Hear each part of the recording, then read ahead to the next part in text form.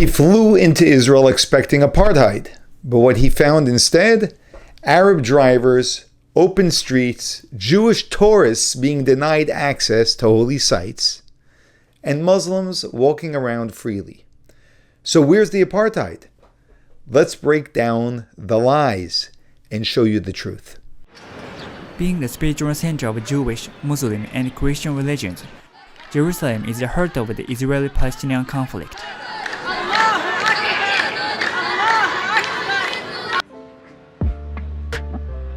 Since there is no airport in Palestine's territories, many tourists first must go to Jerusalem as a gateway to the West Bank, which is one of the two main Palestinian territories.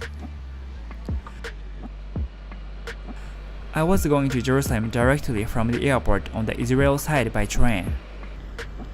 However, when I arrived there, it turned out that Rosh Hashanah, Jewish New Year's Day, had just begun, and therefore all of the public transportation was stopped.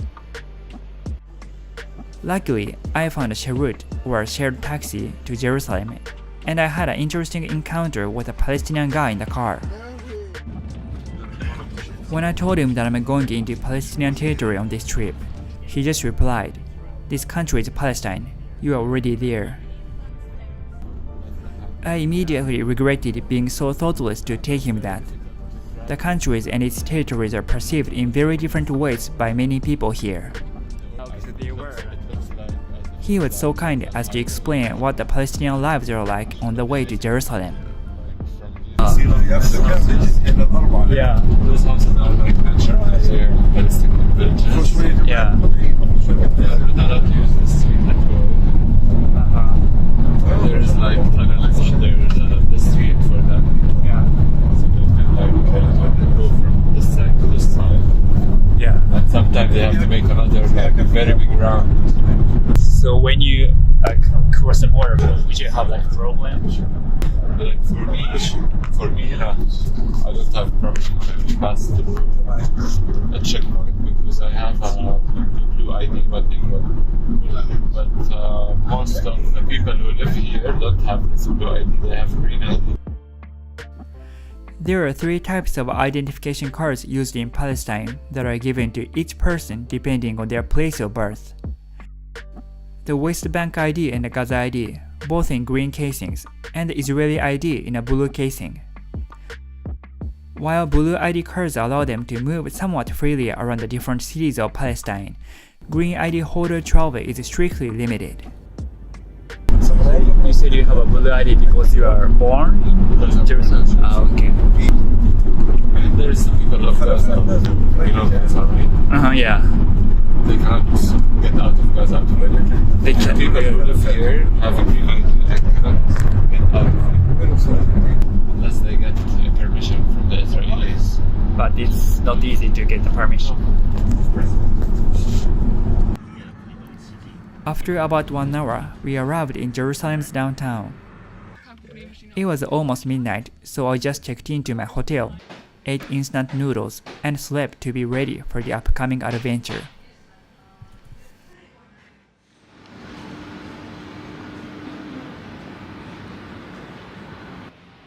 This was the second day of Rosh Hashanah, and the downtown was very quiet because in addition to the stopped public transportation, most shops and restaurants were also closed.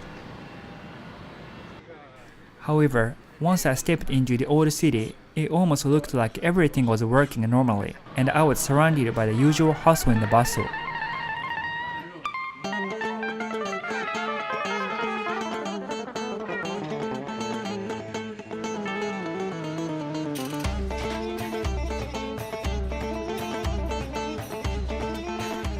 Jerusalem is suspended between many different cultural crossroads.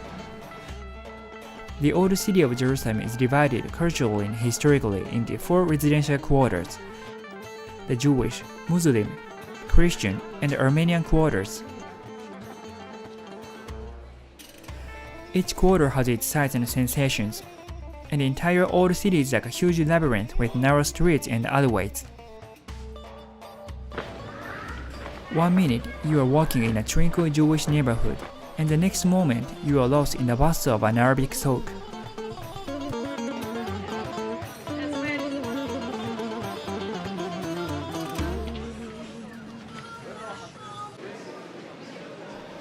While I enjoyed wandering around the beautiful historic city, there are definitely some moments in which I was able to feel the tension of the Israeli-Palestinian conflict.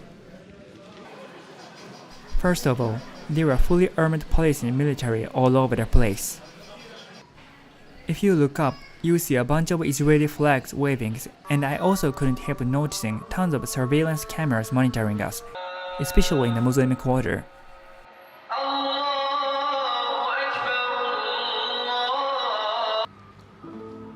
Both Israelis and Palestinians claim Jerusalem as their capital. Although Israel has effective control of West and East Jerusalem that is home to the Old City, Israeli sovereignty over Jerusalem has never been recognized internationally, except recently by the United States of America, when the former president Donald Trump announced the country's solidarity. Even though it's illegal under international law, Israel has built a dozen settlements, home to about 200,000 Jews in East Jerusalem. As a tourist, I didn't find it unsafe walking around the old city, but sometimes it was a little uncomfortable.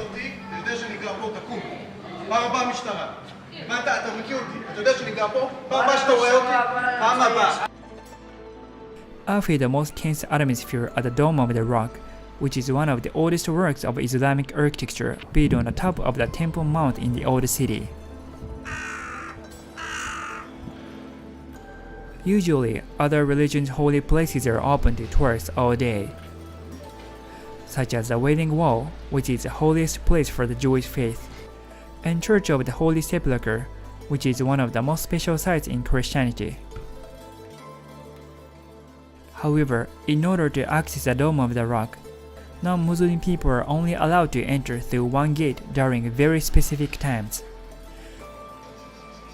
There are other gates too, but they are all under the control of Israeli police and only Muslims are allowed in. I'm trying to go to the Dome of the Rock, and I've already found like 4 or 5 entrances, but the police didn't let me in, telling me that it's only for Muslim people. So I asked them where is the entrance for tourists, but everyone says different things. Some of them say, oh, you can find the entrance this way, but others say, oh, it's closed today. But some people say, oh, it opens at 1:30 or closed at 1:30. Somehow, the police guarding the site didn't even know when and where the tourists could go in, so I had a little difficulty finding the right entrance. One time, one of the gift shop staff touted to me on the street, so I asked him if he knew how to get to the Dome of the Rock. But then he suddenly got a cold attitude and only sharply said, I don't know, before walking away. Eventually, I found the gate for tourists right outside of the Wailing Wall area and waited in line. But another weird thing happened there. Suddenly, a group of dozens of Jewish people cut in line right in front of our eyes and started arguing with the staff. Are they trying to block us? Yeah. At first, we thought they tried to not let us in as a protest, but minutes later, we found out what they really came for. We managed to pass through the Jewish crowd and walked on the wooden walkway above the Wailing Wall leading to the Temple Mount.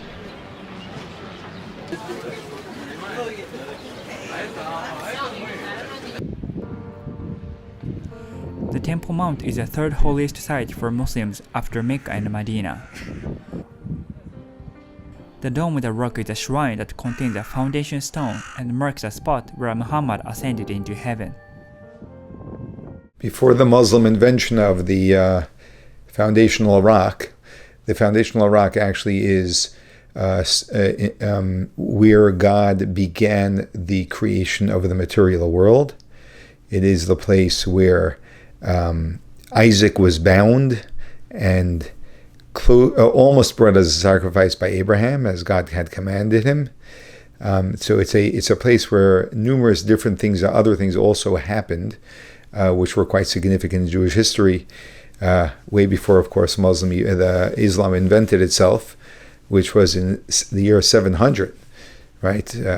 So it's thousands of years after Judaism existed and after the world was created. Non-Muslims are not permitted to enter the Dome of the Rock or Al-Aqsa Mosque. I was just walking around the open area and admiring the beautiful buildings when I heard voices of protesting Muslims.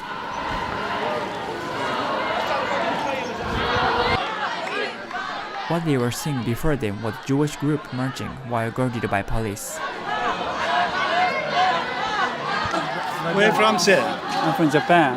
Really? What city? I'm from Yokohama. Yokohama. You know Yokohama? No, I know. Yeah, oh wow. Oh, you've been to Japan before? No, I read about Japan. Oh wow, this is great. I was spoken to by a Muslim guy, so I asked him what those Muslims were saying.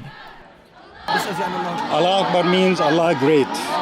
Is the greatest. And we issue this Allahu Akbar Akbar because they get in here by force. Oh, what? Oh, And what are they are just Zionists. And they are guarded by the Israeli policemen. They get in here by power, by force. Yeah. They are not allowed. This is a Muslim place. They should be. What are these people doing? This is the second day of their new year. Yeah. And they want to establish a new theory or a new narration that this is their own temple. We don't approve of it, but we don't have the power to prevent them. Yeah. As well as the site being significant to Muslims, the Temple Mount is also the holiest site in the Jewish religion. The foundation stone, located beneath the Dome of the Rock, is sacred to Jews and Muslims alike.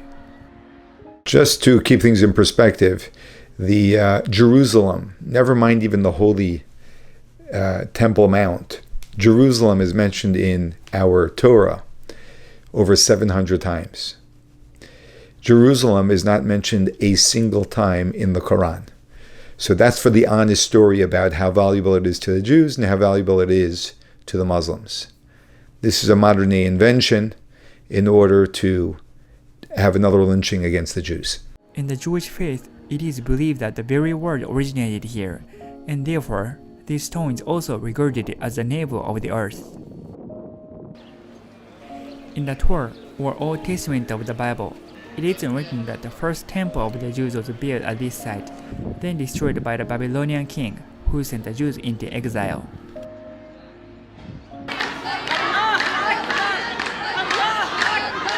Due to religious reasons, Jews and Muslims can't agree on who should have control of this site, as well as many other places in the territory.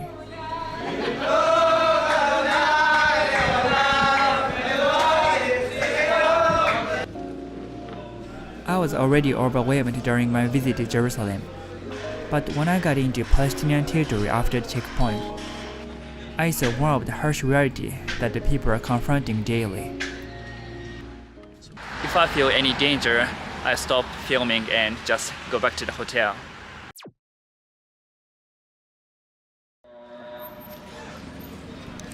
Bethlehem is located on the West Bank, which is a part of the Palestinian territory. Actually, the city is known as the birthplace of Jesus Christ and has been the holy pilgrimage site for Christians for centuries. Most travelers go to Bethlehem via Jerusalem, which is under the control of Israel. Although these cities are only 10 kilometers away from each other, access to Bethlehem is not as simple as it looks on the map. There is a public bus service from East Jerusalem to Bethlehem, but since Bethlehem is controlled by the Palestinian Authority, there are security checks conducted by the Israeli military on access roads. Although getting into Palestinian territory is quite easy, returning to the Israeli side is very difficult for Palestinian people.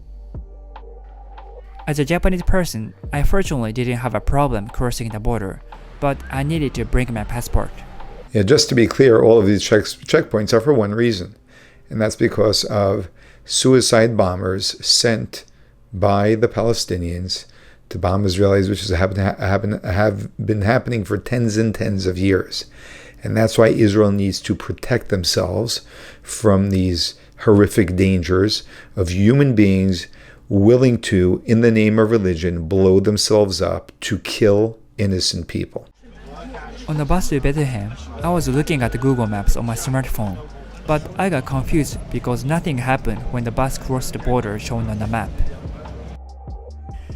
I found out later that Google Maps doesn't display the separation wall, checkpoints, nor any of Israel's illegal settlements as if it's covering them up, which has caused quite a controversy for Google. Honestly, this inaccurate map caused me a lot of confusion during my Palestine trip. After about 30 minutes, the bus arrived at the checkpoint.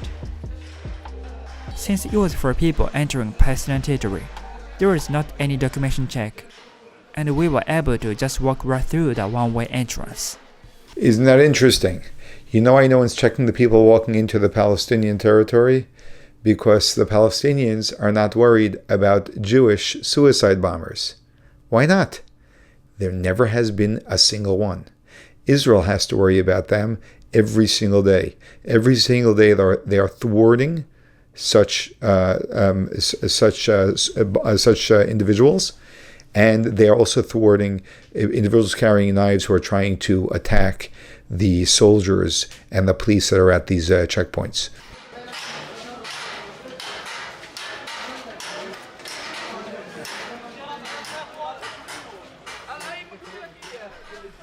Once I was in Bethlehem, I was surrounded by hustle and bustle, and I was touted to by many taxi drivers. Yes, brother, taxi. No, I'm going to the hotel. I can walk. I'm just going to the Banks Hotel. No, it's very close. Guided by a kind Palestinian guy that I met on the bus, I headed to the city center. What's your name? My name is Hala Hello. from Bethlehem. I'm Wes. Hi. How are you? It already feels very different from the Israel side. After walking a few minutes from the checkpoint, I could already spot a part of the separation wall. To be honest, it was quite jarring to see the looming 8-foot concrete wall, lined with watchtowers, cameras, and barbed wire.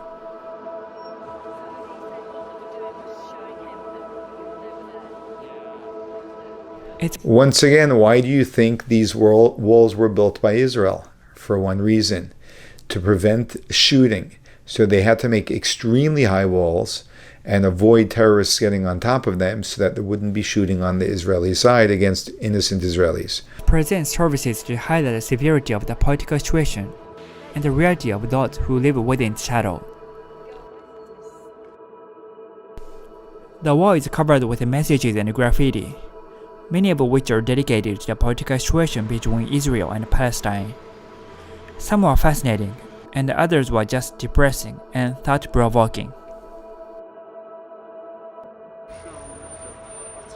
Israel calls the wall a security barrier against terrorism, while Palestinians call the wall apartheid or a racial segregation wall. Indeed, the war has drastically affected the lives of Palestinians, particularly those who live in close proximity to it. Communities that were formerly able to easily access major nearby cities, such as Jerusalem, Ramallah, Hebron, and others, now face restrictions in movement and need to be granted permits by the Israel military and navigate checkpoints in order to complete what was once a simple journey. Although nowadays Bethlehem is well known for the political street art, the person who turned the wall into a vast canvas for the first time was the world-renowned British street artist, Banksy. Since 2005, he has been painting not only the separation wall, but also random souvenir shops or gas station walls in the city.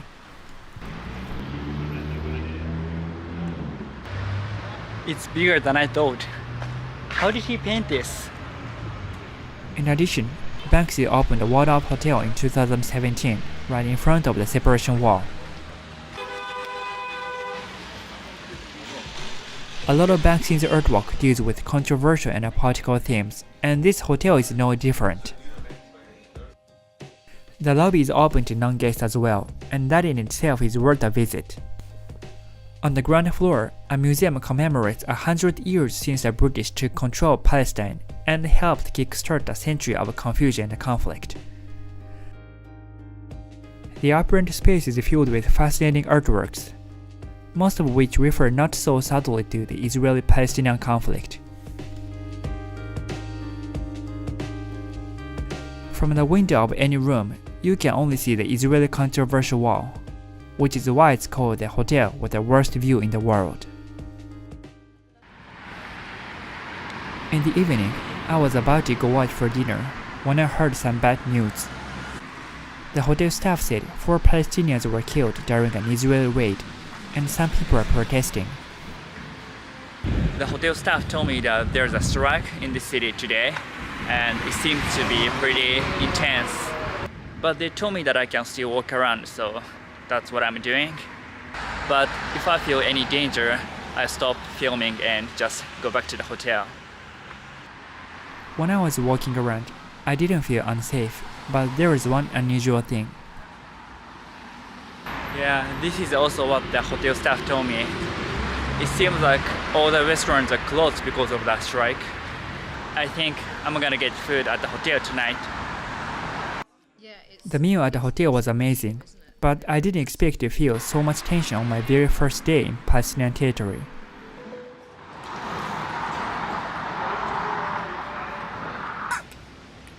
Bethlehem is known as the birthplace of Jesus Christ and has been the holy pilgrimage site of Christians for centuries.